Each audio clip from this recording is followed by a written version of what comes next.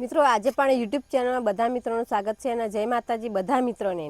ને આજે એક વરિયાળી એટલે વરિયાળીનો એક ચમચી પાવડર તમારા જે સફેદ વાળ હશે એ બધા જ કાળા બની જશે ન તમારા ધીરે ધીરે સફેદ વાળ બધા થતા હોય તો આપણા વરિયાળીના પાવડરથી આપણે ઉપયોગ કરશું તો આપણા જે માથાની અંદર ગરમી હોય એના કારણે આપણા સફેદ વાળ બધા થઈ જાય છે પણ એક ચમચી વરિયાળીનો પાવડરથી આપણે ઉપયોગ કરવાનો છે અને કઈ રીતના ઉપયોગ કરવાનો છે એ પણ હું આ વિડીયોની અંદર તમને બધું જણાવી દઉં છું તો તમારા જે સફેદ વાળ હોય એ ધીરે ધીરે બધા જ કાળા બની જશે વરિયાળીની અંદર એટલી ઠંડક આવે ને એટલા ગુણ આવે ને તો આપણા જે સફેદ વાળ હોય ને બધા એ ધીરે ધીરે બધા કાળા બની જશે અને તમે ડાય મોઘી લાવીને તમે લગાવશો એની ટક્કર મારશે એના કરતાં વધારે તમારા કાળા વાળ બની જશે અને સફેદ વાળ ફરીથી તમારે આવે જ નહીં તો એટલા ગુણ છે એક ચમચી વરિયાળીના પાવડરમાં ના આ વરિયાળીનો પાવડરનો આપણે કઈ રીતના આપણે ઉપયોગ કરવાનો છે એ પણ હું વિડીયોની અંદર બધું તમને જણાવી દઉં છું ચોમાસાની સિઝન ચાલે છે એટલે વરિયાળીની અંદર હવા છે એટલે આપણે એનો પાવડર બનાવશું મિક્સરની અંદર કે આપણે વાટીને તો પાવડર બને નહીં તો આપણે શું કરીએ લોડોઈ લઈએ અને લોડોઈની અંદર આપણે થોડીક શેકી નાખીએ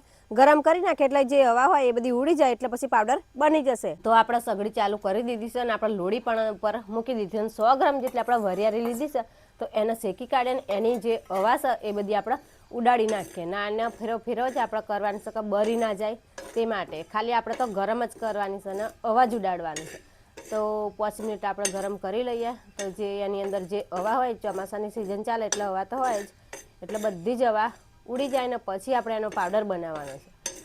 ને પાવડર બનાવીને આપણે કઈ રીતના ઉપયોગ કરશું તો આપણા જે સફેદ વાળ બધા બની ગયા છે એ બધા કાળા બની જશે ને તમારા માથાની અંદર જે ગરમી બધી છે ને એ વરિયાળીના કારણે ઠંડક માથું બની જશે અને એના કારણે ફરી તમારા સફેદ વાળ આવે જ નહીં આવશે નવા તો પણ કાળા જ આવશે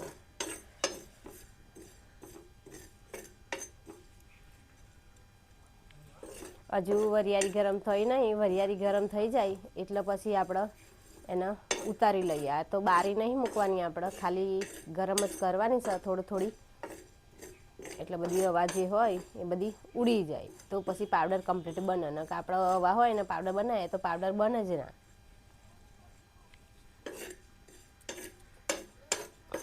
આપણે વરિયાળીની અંદર જેટલો હવા તો એટલો બધો આપણે શેકી નાખીએ એટલે બધો ઉડી ગયો છે અને આપણે ખડણીની અંદર નાખીને આપણે એના ખોડી લઈને એનો પાવડર બનાવી દઈએ તો તમારી જોડે જો મિક્સર હોય તો મિક્સરની અંદર તમારે બનાવી દેવાનું અમારી જોડે મિક્સર નથી એટલે અમે ખડણીની અંદર પણ અમે એનો પાવડર બનાવી દઈએ છીએ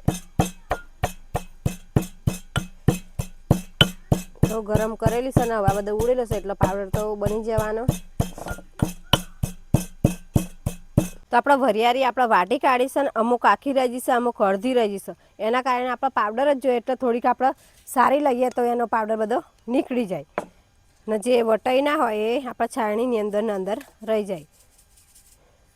વરિયાળી વાટેલી તો આટલો પાવડર નીકળ્યો ને આટલી આપણે આખી વરિયાળી અડધી ભાગલી છે ને અડધી આખી છે તો પાવડર આપણે ઓછો પડે એના કારણે આપણે ફરીથી એના વાટી કાઢીએ તો આટલો આપણો વરિયાળીનો પાવડર નીકળ્યો છે અને બીજો એક જોરદાર પાવડર એની અંદર નાખવાનો છે ને એ પાવડર કયો નાખવાનો એ પણ હું તમને બતાવી દઉં છું એ પાવડર આપણો આંબળા પાવડર નાખવાનો છે તો બજારની અંદર કે કરિયાણાવાળાની દુકાને કે મેડિકલ સ્ટોરમાં ગમે તો તમે જશો તો આરામથી તમને આ પાવડર તમને મળી જશે તો 2 ચમચી આપણો આંબળા પાવડર નાખવાનો છે ને આંબળાનો પાવડર નાખશું ને વરિયાળીનો પાવડર મિક્સ થશે તો જોરદાર આપણને ઉપયોગમાં લાગશે ને જોરદાર આપણા કાળા વાળ બની જશે તો 2 ચમચી જેટલો આંબળાનો પાવડર આપણે નાખી દીધો છે ને એને આપણે આ રીતના આપણે મિક્સ કરી દેવાનું છે તો આ 2 પાવડર આપણે મિક્સ કરી દીધા છે વરિયાળીનો પાવડર ને આંબળા પાવડર 2 તો સરસ રીતે મિક્સ પણ થઈ જશે ને આની અંદર હવે આપણે એને પલાળવા માટે આપણે સાદું પાણી નાખવાનું નથી ને સાદું પાણી આપણે નાખીએ તો કશું આપણને ગુણ થાય નહીં આપણા વાળ કાળા થાય નહીં જેવા ધોરા હતા એવા જ તમારા વાળ ધોરા રહેશે તો તેના માટે આપણે ચાનું પાણી નાખવાનું છે એટલે ચાની કઢી નાખવાની છે એટલે આપણે ચાલો ફરીથી આપણે સગડી ઉપર જઈએ ને ચાની કઢી આપણે બનાવીએ કઈ રીતના આપણે ચાની કઢી બનાવવાની એ પણ હું તમને બતાવી દઉં છું તો આપણે સગડી પર આવી ગયા છે ને આપણે કઢાઈ પણ મૂકી દીધી છે ને આપણે અડધી ગ્લાસ જેટલું આપણે પાણી નાખવાનું છે તો અડધી ગ્લાસ જેટલું આપણે પાણી નાખી દીધી ને 1 થી 1.5 ચમચી જેટલી આપણે ચા નાખવાની છે કોરી ચા આપણે જે ચા મૂકીને પીએ એ ચા નાખવાની તો ચા પણ આપણે નાખી દીધી ને એને હવે ઉકાળી કાઢીએ એનો કલર એકદમ કાળો બની જાય લાલ ચટાક બની જાય તો લગીને આપણે ઉકાળી કાઢીએ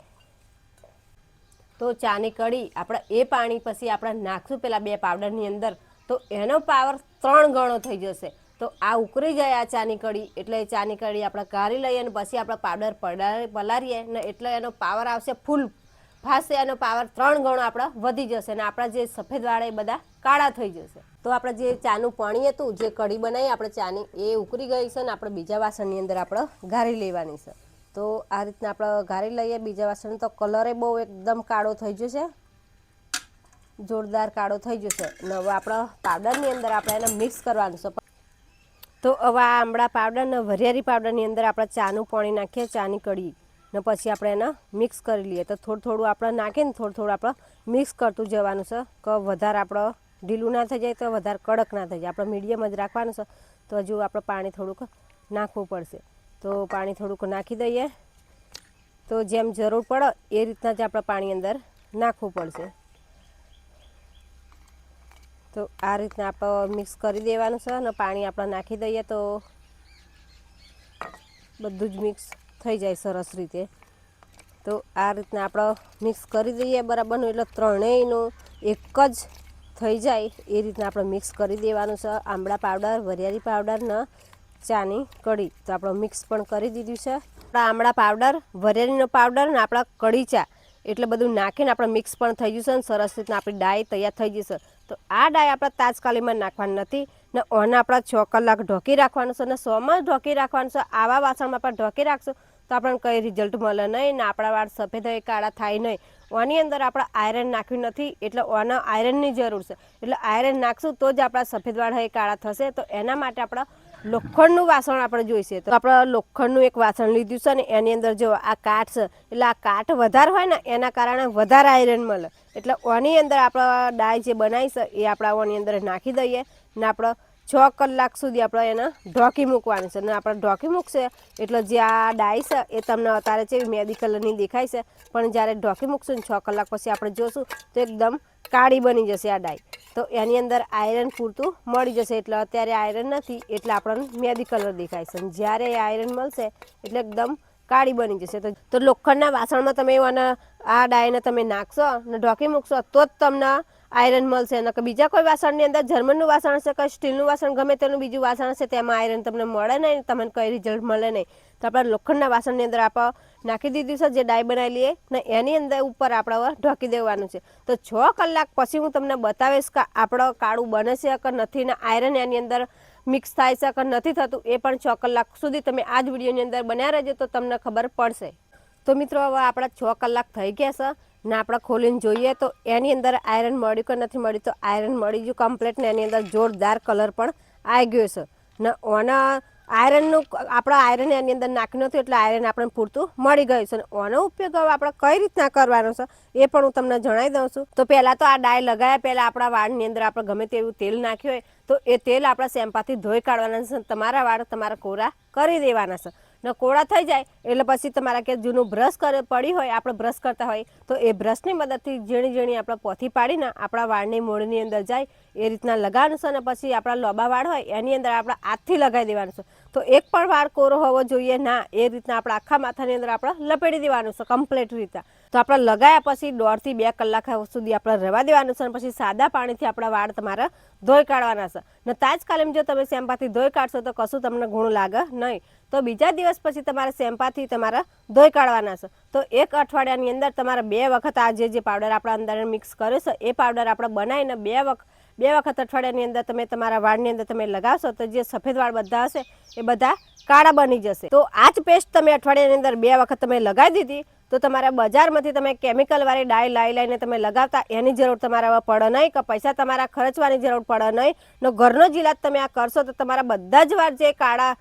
બધા જ વાળ જે સફેદ હતા એ બધા કાળા બની જશે ને પાવરફુલ તો આ ડાય છે તો પાવરફુલ તમારા કાળા વાળ બની જશે। આ ડાય તમે એક જ વખત બનાવો તો એક જ વખત તમારે લગાવી દેવાનું, વધેલી હોય તમારે ફેંકી દેવાનું, ફરી ઉપયોગ કરવો નહીં। ફરી તમારે ડાય લગાવવાનું થાય ત્યારે પાછી ફરીથી તમારે બનાવીને લગાવવાનું છે, તો એક જ ફેર તમે ઉપયોગ કરજો। તો વિડીયો ગમે તો લાઈક કરજો અને શેર કરજો।